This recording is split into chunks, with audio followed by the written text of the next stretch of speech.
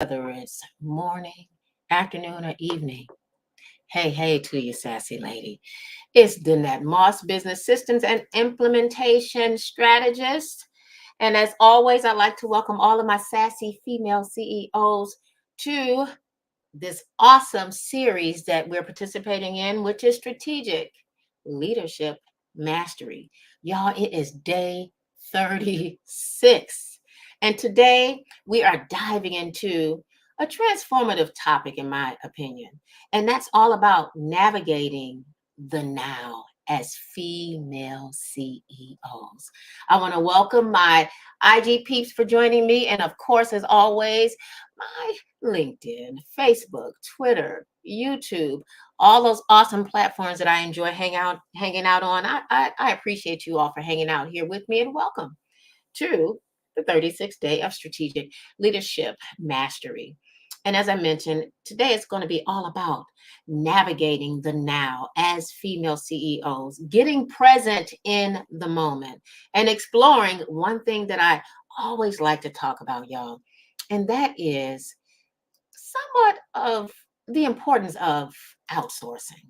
Okay. Because I believe that outsourcing plays a major role in navigating and allowing me, at least, to be present in the moment. And, as I mentioned, it's truly my opinion. I know some people may disagree with it, but in my opinion, outsourcing should be an integral part of your goal planning.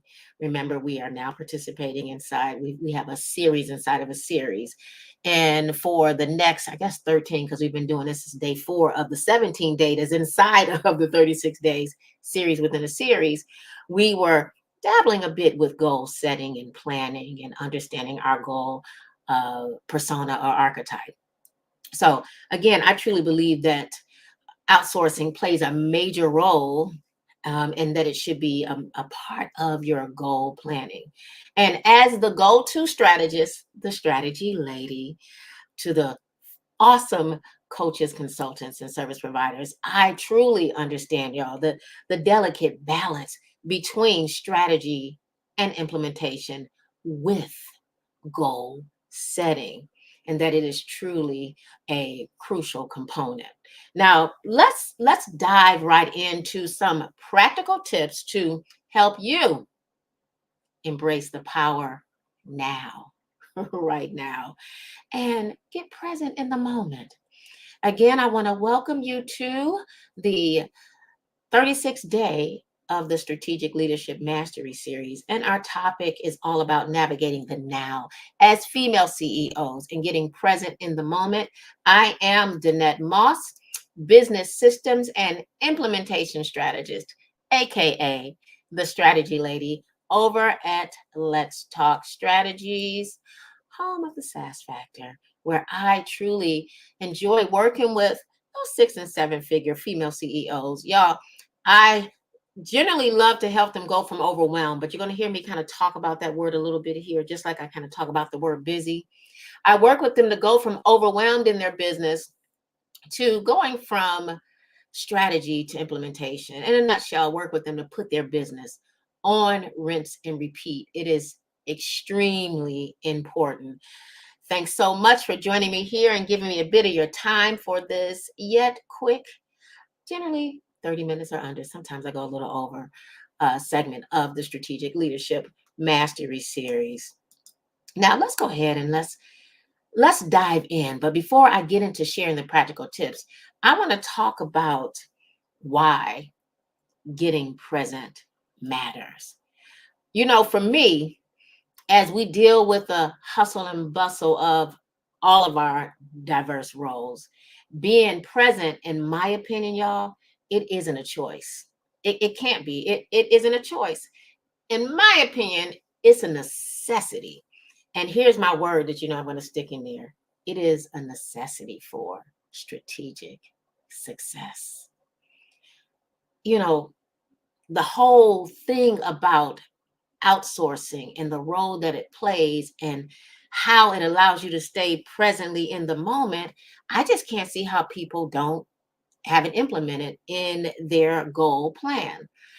Oftentimes I come on and I talk about writing the vision and making it plain so them that see it can run with it.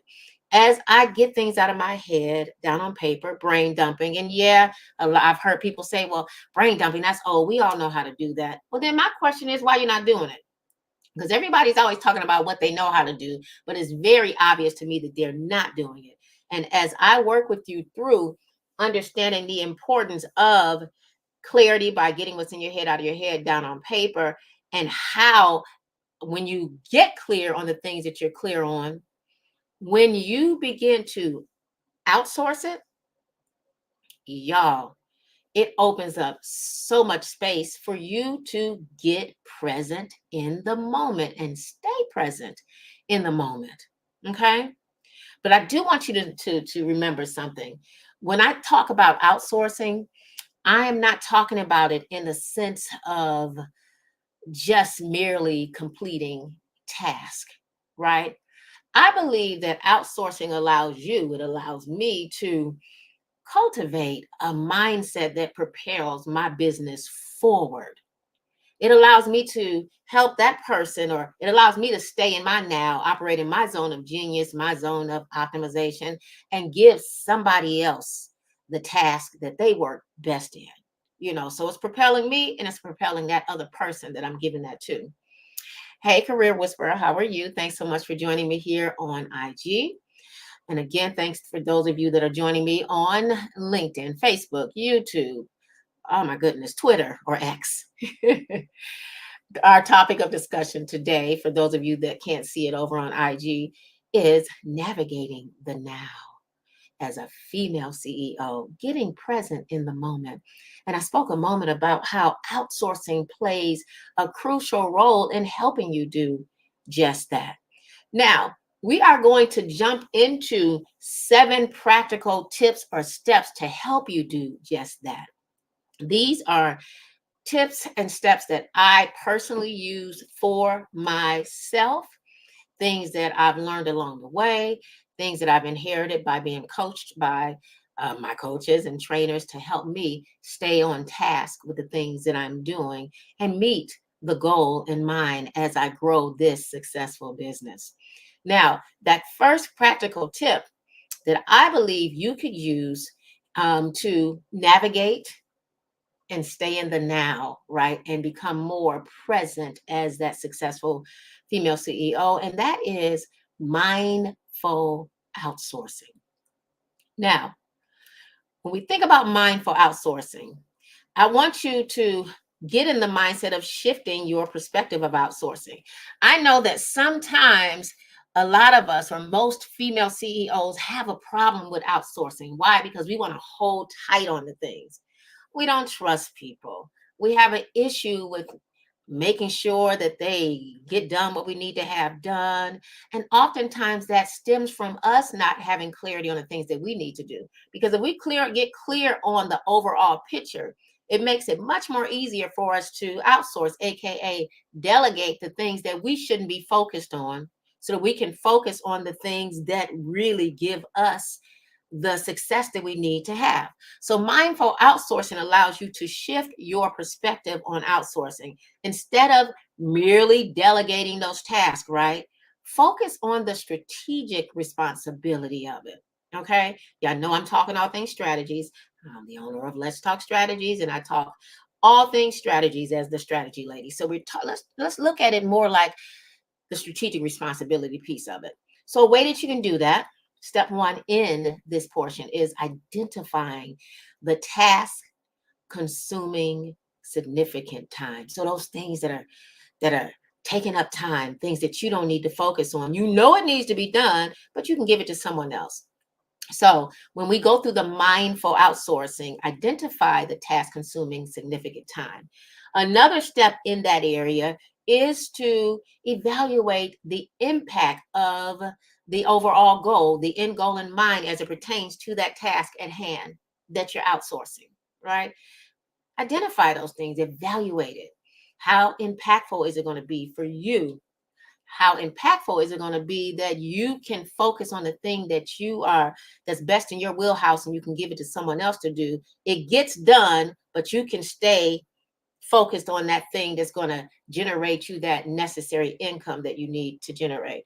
Hey, Miss Coco Honey, how are you? Thanks so much for joining me here on IG. We are just diving into practical tip number 1, and that was mindful outsourcing. Our topic of discussion today is navigating the now as female CEOs, getting present in the moment. And I was just outlining the first practical tip of 7 that I'm going to be sharing. And that first one is mindful outsourcing. I talked about shifting your perspective of outsourcing because I believe that in order for us to get present in the moment, that we need to embrace outsourcing. We really do.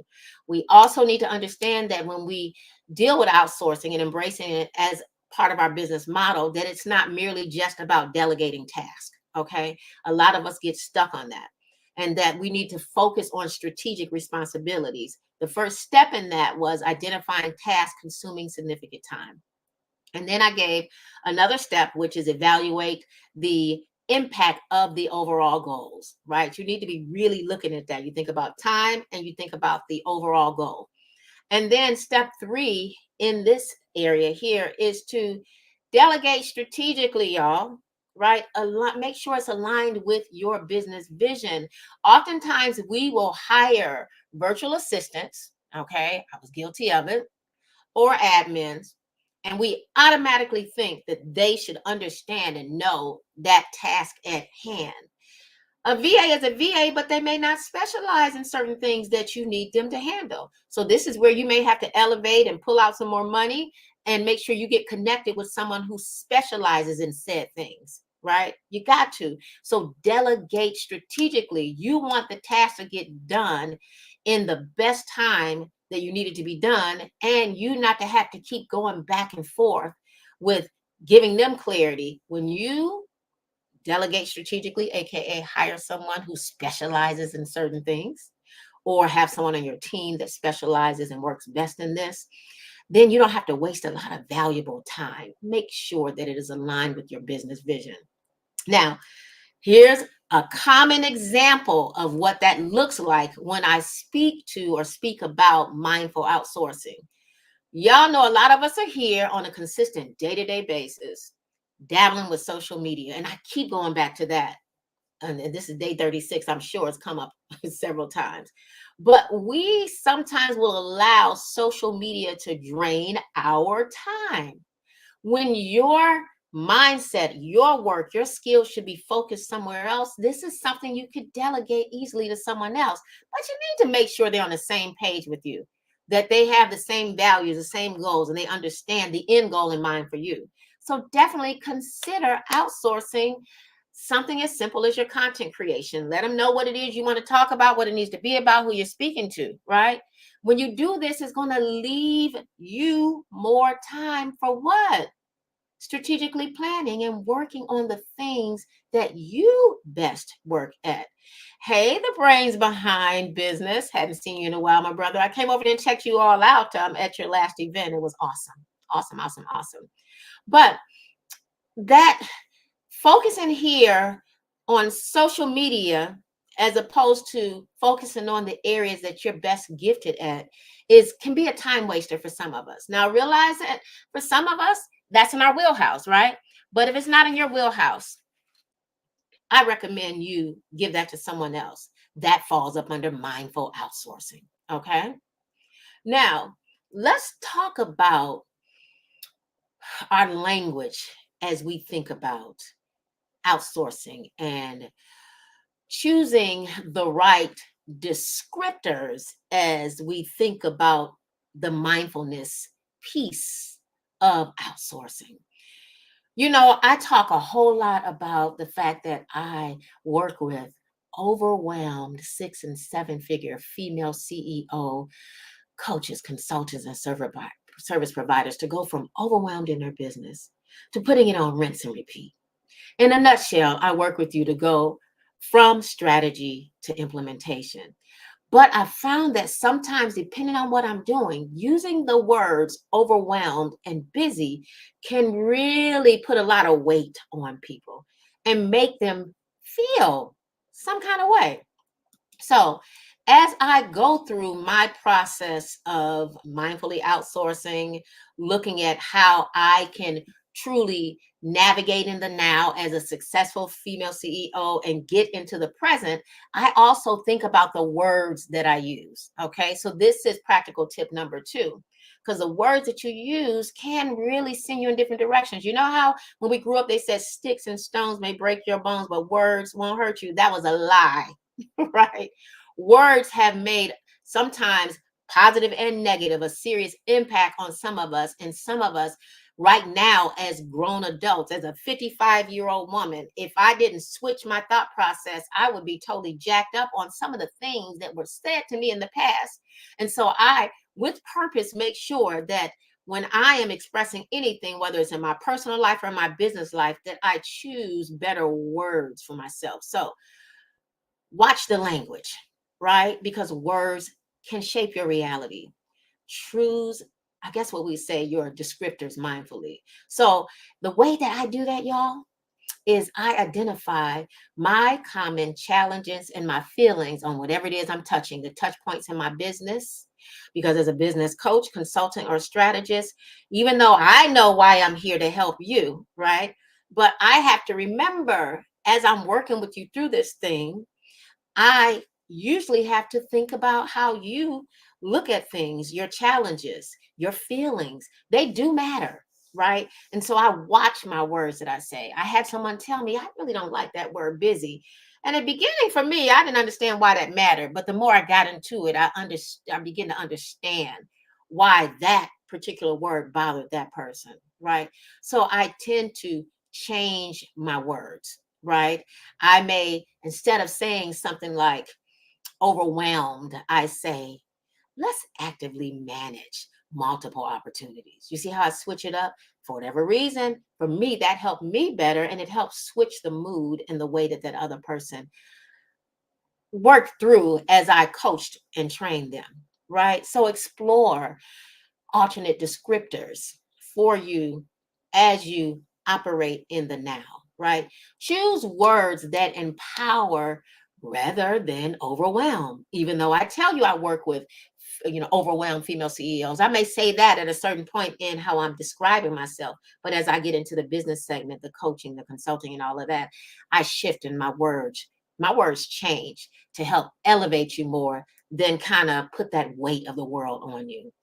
Now, practical tip number three, y'all, I love to journal.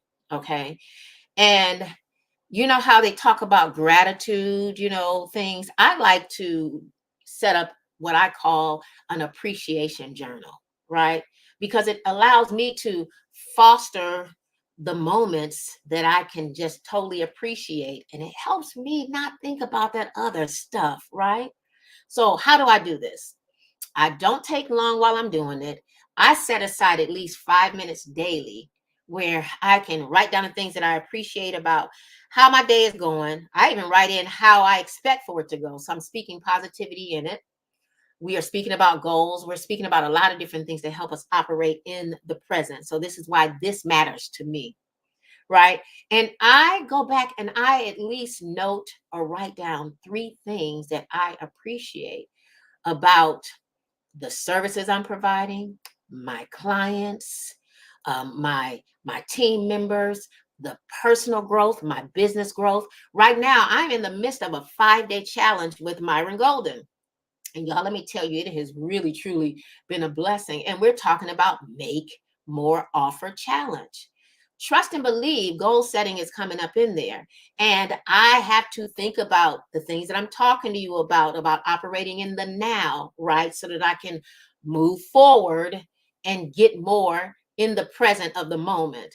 And operating in having a journal is extremely helpful for me, right? Because in the hustle and bustle of some of the homework assignments, because coaches we have to be coached, we go through trainings and all of that stuff, and on a day-to-day basis, on top of showing up here for 36 days, sometimes my mind can go in so many different directions. So I like to journal, and I like to go at it from a space of appreciation, right?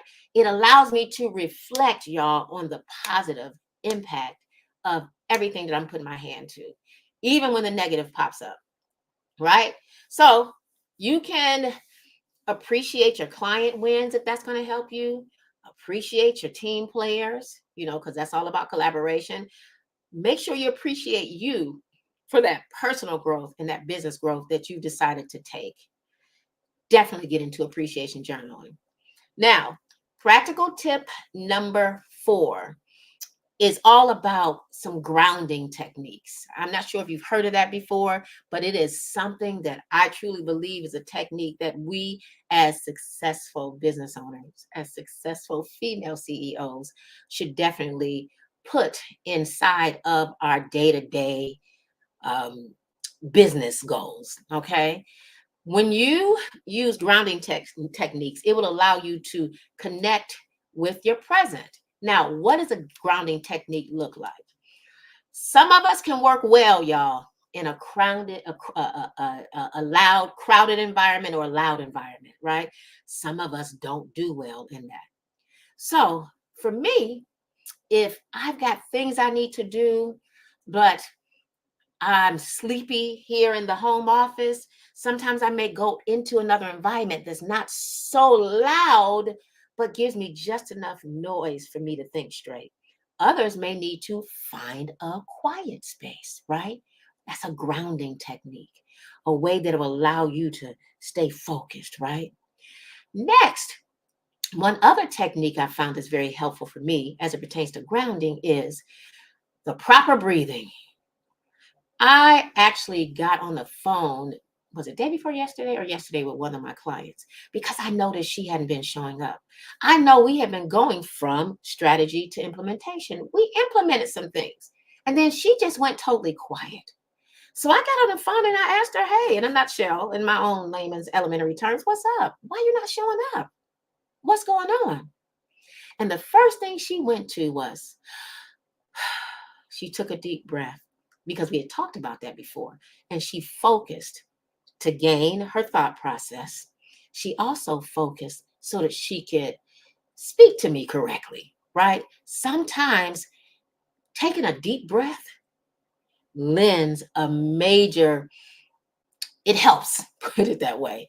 It helps get you back on track and it helps you to acknowledge the present situation a little bit more differently. Okay. As a matter of fact, as we ended our conversation, she told me how much she appreciated me for calling her. Not that I was calling her on the floor, because I was, right? But the way I did it called her into a point of accountability, but at the same time, it made her think things through.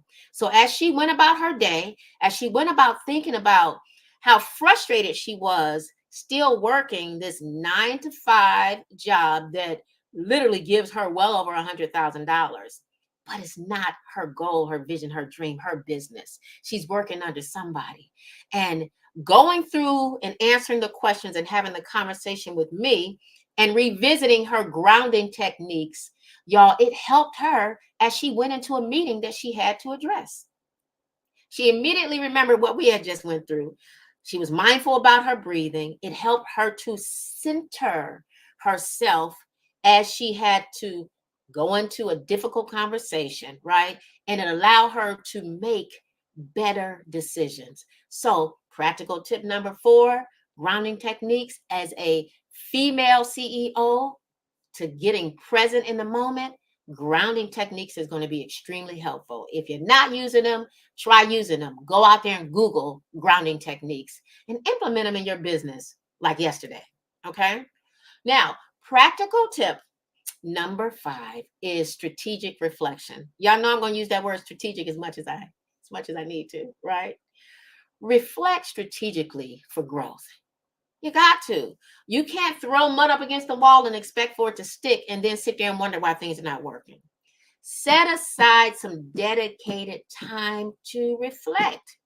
Reflect on your day-to-day affairs, reflect on the week, reflect on a month, reflect on what it is you're planning ahead for the year. You got to. And as you do that, begin to assess even the recent decisions and outcomes. This is going to help you really flow better, right? And you can make better decisions and you can continue to grow your business. I'm all about sustainability. That example that I gave you that I use even right now to this day is I reflect on any recent business challenges and I strategize, y'all, so I can adjust some things for whatever future situations, future obstacles, future successes. I do it that way because it helps position me to be ready. It's as simple as that. Okay. And as we navigate as female CEOs and position ourselves daily to be in the present moment, we got to reflect. Business challenges are going to come up, situations are going to come up that are not real friendly. We may have to fire some clients. In fact, some clients may fire you. How do you deal with that? Reflect on those things and move forward. Make sure you implement that as well as a practical tip. And practical tip number 6. Have you ever gone into a meeting, y'all, and while you were in the meeting, you're looking at the person, you're holding a conversation, but that person on the other side all of a sudden stops you, just disrupt you and say, are you even hearing what I'm saying? Are you understanding what I'm talking about? And you feel like you got egg on your face. You're embarrassed because you're not present. I'm encouraging you as a successful female CEO, a successful business owner, whatever you're doing, to be present in the moment, present in your meetings, present with whatever you're doing, because people are paying attention, right? So before you go into whatever situation you're going into, one step that you can use to be present in that moment is to set intentions before you go into whatever it is you're going into, whether it's a meeting, whether it's a presentation, whether it's going live. What are your intentions? What's the end goal? And then make sure that you limit the distractions that can pop up. My phone, my my computer, my iPad, y'all, all of that is on do not disturb. Sometimes we get a little breakthrough sometimes that come through because I do have 5 children. Even though my oldest is 35, the next is soon to be 29, my oldest son is 24. I got a 19-year-old and a 17-year-old. And sometimes, and my husband, sometimes those calls need to break through. Sometimes emergencies will happen. But I let them know, hey, listen, y'all, I'm going live, so don't disturb me.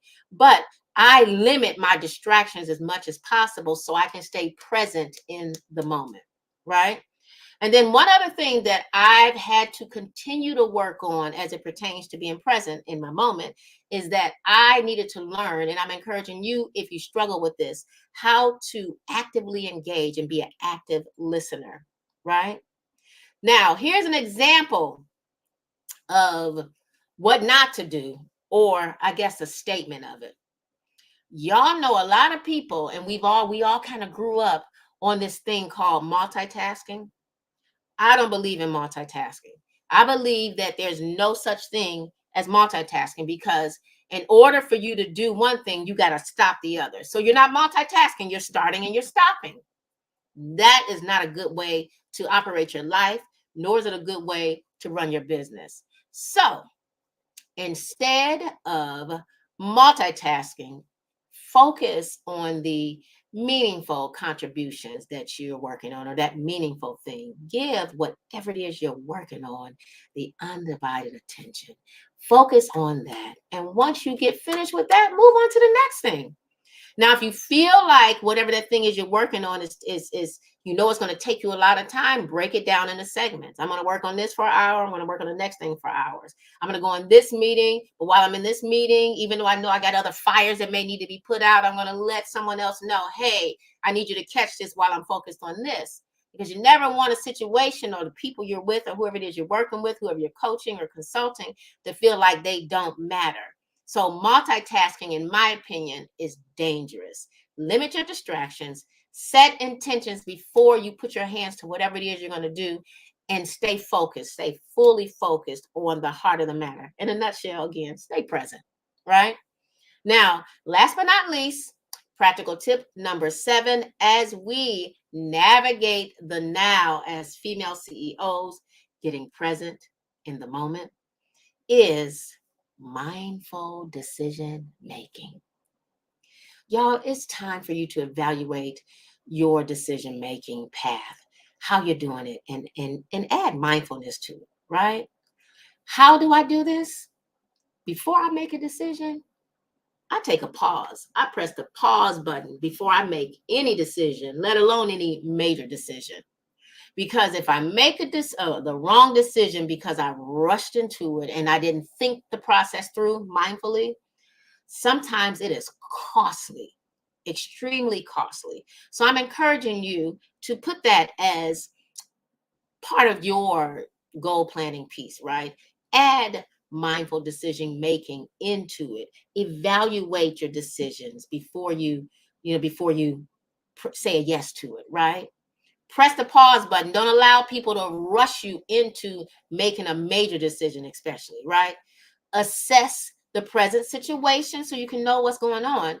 Most importantly, check to make sure that it aligns with your long-term vision. If the decision you're making doesn't align with your long-term vision, don't touch it. I get so many people coming to me trying to get me to add certain things into my business. So, they're in business to do what they're doing. If it's not the perfect marriage for me and my business, my goals, my dreams that will help my business grow and not just help theirs, I don't touch it. And it may be a good thing. And I will gracefully say, you know what, that sounds good, but it's not the perfect marriage for me. If I hear or learn of someone else that may need this or that it works best for them, I'll let them know. But for me, that doesn't work for me. Right? I don't believe in adding, if I'm baking a cake, I'm a baker and that's part of my business. I don't believe that I should add tires into the equation. They just don't add up. It's not the perfect marriage.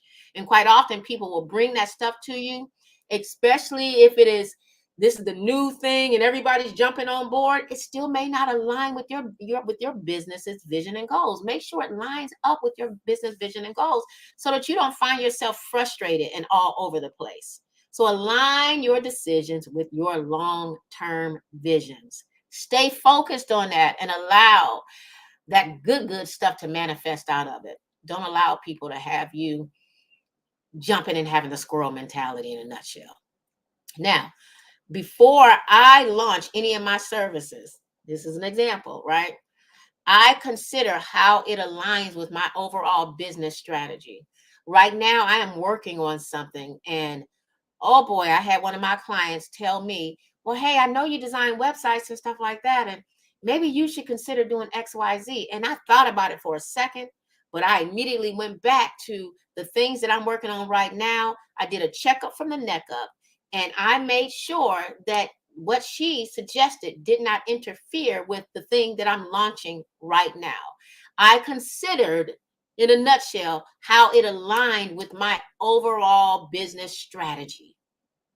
And it didn't line up well for me, so I didn't touch it, right?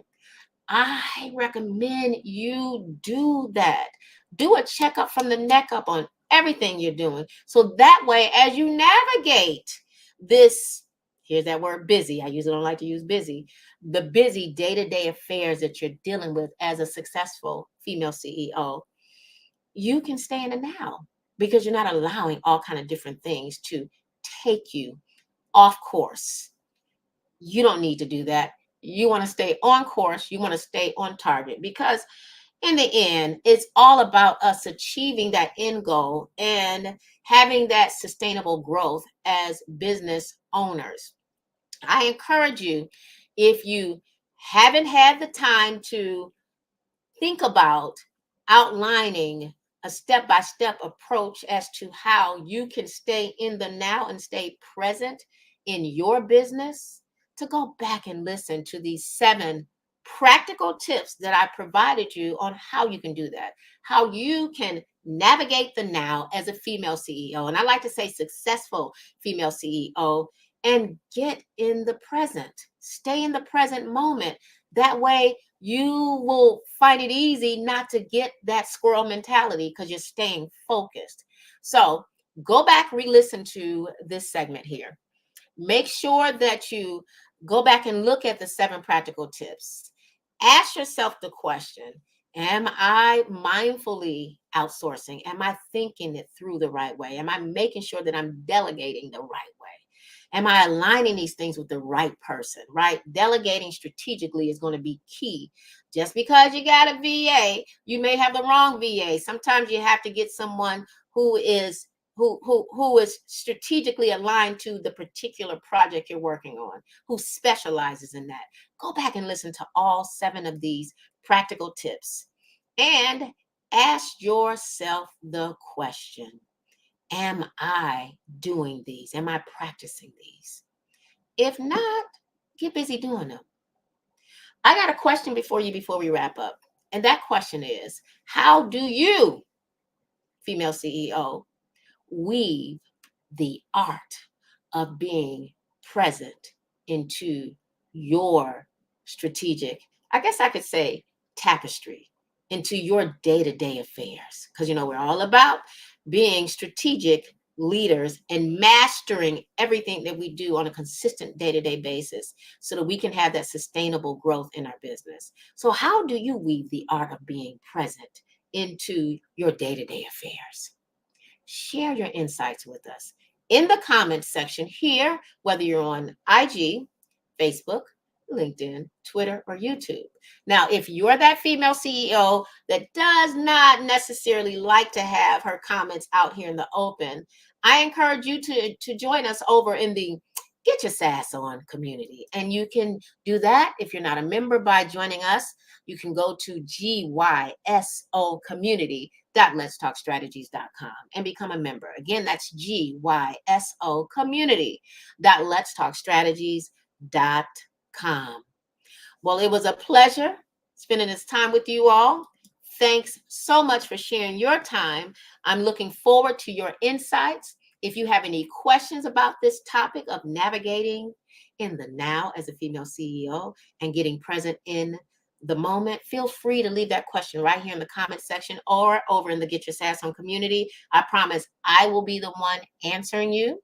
I'm looking forward to sharing yet another moment of how you can be strategic and be the successful leader and master everything you put your hands to tomorrow over on day 37. So I invite you to join me then. I'm looking forward to it as we wrap up this awesome, even if it doesn't look like y'all, I like to put positive on it, this awesome 2023 and get ready to truly prosper in 2024. Thanks so much for joining me. Again, my name is Danette Moss, business systems and implementation strategist, aka the strategy lady over at Let's Talk Strategies, home of the SaaS Factor, where I enjoy working with those 6 and 7 figure female CEOs.